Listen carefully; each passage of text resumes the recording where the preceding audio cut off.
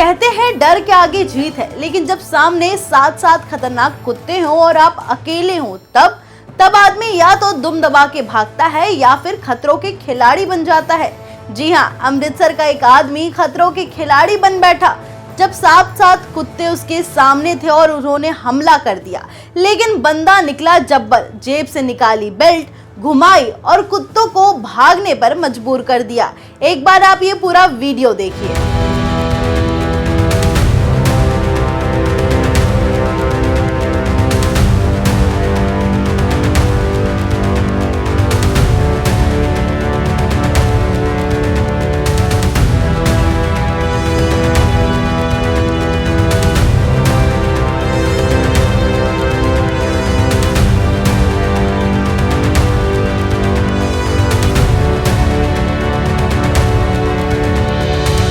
अब इस वीडियो ने इंटरनेट पर बवाल काट दिया है। लोग कह रहे हैं भाई को देखो, ये है असली बेल्टमैन। वीडियो वायरल है, मीम्स बन रहे हैं और ट्विटर पर चल पड़ा है नया ट्रेंड, #बेल्ट डिफेंस चैलेंज। लेकिन जरा ठहरिए, ये सिर्फ हंसी मजाक नहीं, असल में एक बड़ा सवाल है, क्योंकि मामला सिर्फ एक वीडियो का नहीं है बल्कि उस डर का है जो आज हर आम इंसान को होता है जब वो किसी सुनसान गली से गुजरता है और अचानक सामने कुत्तों का झुंड आ जाता है। अमृतसर के पुतली घर इलाके में हुआ ये घटनाक्रम किसी फिल्म सीन से कम नहीं है। रात के अंधेरे में एक आदमी अकेला चल रहा है और तभी 6-7 आवारा कुत्ते उस पर झपट पड़ते हैं। कुछ उसकी टांगे पकड़ते हैं, कुछ उसे पीछे से भौंकते हैं। लेकिन जनाब, इस आदमी ने ऐसा जवाब दिया कि इंटरनेट तालियां बजा रहा है। बंदे ने बिना घबराए अपनी बेल्ट निकाली और उसे नचाना शुरू कर दिया। जैसे ही कुत्तों ने घेरा, वो पीछे घूमता, बेल्ट लहराता और कुत्ते डर के मारे पीछे हट जाते। कुछ लोग कह रहे हैं कि भाई ने तो नागिन डांस की स्टाइल में बेल्ट घुमाई है और कुत्तों की हवा टाइट कर दी है। वीडियो में ये साफ दिख रहा है कि वो शख्स ना तो दौड़ता है ना घबराता है, बल्कि वो डंके की चोट पर कुत्तों को ही डरा देता है, बिना उन्हें नुकसान पहुंचाए, सिर्फ अपनी हिम्मत और समझदारी से। और यही वजह है कि सोशल मीडिया पर लोग उनकी तारीफ करते नहीं थक रहे हैं। लेकिन इस मजेदार वीडियो के पीछे जो गंभीरता छिपी हुई है वो भी समझनी जरूरी है। सवाल ये है कि क्या हमारे शहर इतना असुरक्षित हो चुका है कि अब बेल्ट लेकर निकलना पड़ेगा? क्या प्रशासन सो रहा है? क्या आवारा कुत्तों को संभालने का कोई तरीका नहीं है? स्थानीय लोगों का कहना है कि ये पहली बार नहीं है। इस इलाके में कई बार आवारा कुत्तों के हमले हो चुके हैं। बच्चे, बुजुर्ग, महिलाएं, कोई भी सुरक्षित नहीं है। लोग सुबह की सैर छोड़ चुके हैं। बच्चे खेलने के लिए बाहर नहीं जाते। नगर निगम से पूछो तो नगर निगम कहता है कि भैया हमारे पास बजट ही ना है। एनिमल वेलफेयर कह रहे हैं कि हमने नोटिस भेजा है। और इस सबके बीच लोग खुद अब अपनी सुरक्षा की जुगाड़ में लगे हुए हैं। कोई डंडा लेकर चल रहा है, कोई हॉकी स्टिक, तो अब बेल्ट का भी जमाना आ गया है। लेकिन आइए एक बार जानते हैं कि सरकार इस पूरे विषय पर क्या कर रही है। एक बार ग्राफिक्स के थ्रू समझते हैं। ACB प्रोग्राम यानी कि animal birth control programme, Bharat सरकार ने 1998 में एक राष्ट्रीय कार्यक्रम शुरू किया था।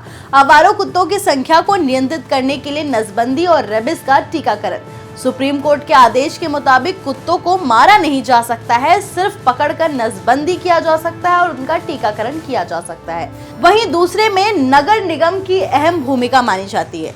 हर नगर निगम और नगर पालिका को अपने इलाके में डॉग स्क्वाड, रेस्क्यू वैन्स और टेम्पररी शेल्टर होम्स बनाना होता है। कुछ शहरों में मोबाइल यूनिट्स भी चलाई जा रही है जो कुत्तों को पकड़ती है, इलाज करती है और फिर उन्हें उसी इलाके में छोड़ देती है, यानी कि रिटर्न टू लोकेशन पॉलिसी।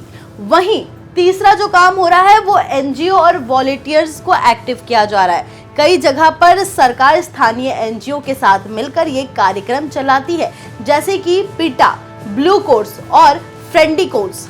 अब सरकार तो पेपर में इतना कुछ कर रही है, लेकिन सवाल यह है कि इसका असर जमीनी स्तर पर दिख क्यों नहीं रहा है? और जवाब यही है कि जनाब, ये सारा काम पेपर में ही हो रहा है। वहीं इसका दूसरा बड़ा कारण है जिसके वजह से ये जमीनी स्तर पर कोई काम होता नहीं दिख रहा है, वो है बजट की भारी कमी। जी हाँ, नगर निगम के पास अक्सर पर्याप्त पैसा और संसाधन नहीं होते कि वो हजारे कुत्तों की नसबंदी या इलाज करा सके। एक कुत्ते की नसबंदी में और वैक्सीनेशन में आपको बता दें कि 1500 से लेकर 2500 तक का खर्च होता है। वहीं दूसरा इसका सबसे बड़ा कारण है कि जनसंख्या नियंत्रण धीमा है। जी हाँ, हर स्तर में हर तरफ सैकड़ों नए पिल्ले जन्म लेते हैं। जितनी तेजी से नसबंदी हो रही है उससे डबल तेजी से उनकी संख्या जो है बढ़ रही है। वहीं कई शहरों में एसीबी सेंटर बंद भी पड़े हैं या कागज पर चलते हैं। जैसा कि मैंने आपको बताया कि ये सारे सरकारी काम जो है सिर्फ कागजों पर ही हो रहे हैं। अधिकारी अक्सर केवल शहरी क्षेत्रों में ही ध्यान देते हैं, स्लम या ग्रामीण इलाकों को तो नजरअंदाज ही कर दिया जाता है।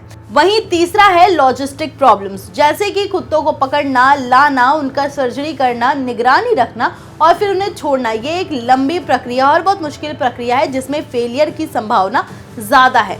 वहीं कानूनी उलझनों का भी सामना करना पड़ता है, जैसे कि सुप्रीम कोर्ट और हाई कोर्ट के कई आदेशों की वजह से कुत्तों को मारना या हटाना गैर कानूनी हो गया है। इससे कई बार स्थानीय प्रशासन हाथ बांध देता है, डरता है कि कहीं केस ना हो जाए। वहीं कई बार पब्लिक और फीडर्स के बीच में टकराव भी हो जाती है। जी हाँ, बिल्कुल, कुछ लोग कुत्तों को जरूरत से ज्यादा खिलाते हैं जिसकी वजह से वो इलाके में वो कुत्ते जम जाते हैं। वहीं कुछ लोग इन पर पथराव भी करते हैं जिससे कुत्ते आक्रामक हो जाते हैं। इस टकराव में समस्या और ज्यादा बढ़ रही है। खैर, तो अगली बार जब आप किसी सुनसान रास्ते से गुजरे तो सावधान रहें। बेल्ट आपके पास हो या ना हो, लेकिन हिम्मत जरूर होनी चाहिए, क्योंकि पता नहीं किस मोड़ पर कौन सा जानवर आपका इंतजार कर रहा हो। और हाँ, अगर आपको अपनी बेल्ट से कुछ अलग करके दिखाना है तो इंटरनेट तैयार बैठा है जनाब। वीडियो बनाओ और शायद अगला ट्रेंड आप ही बन जाओ। लेकिन देखिए, बेल्ट से जान बचाना समझदारी है, लेकिन ये हल नहीं है। असली समाधान है कुत्तों का टीकाकरण, नसबंदी और उन्हें शेल्टर में ले जाना।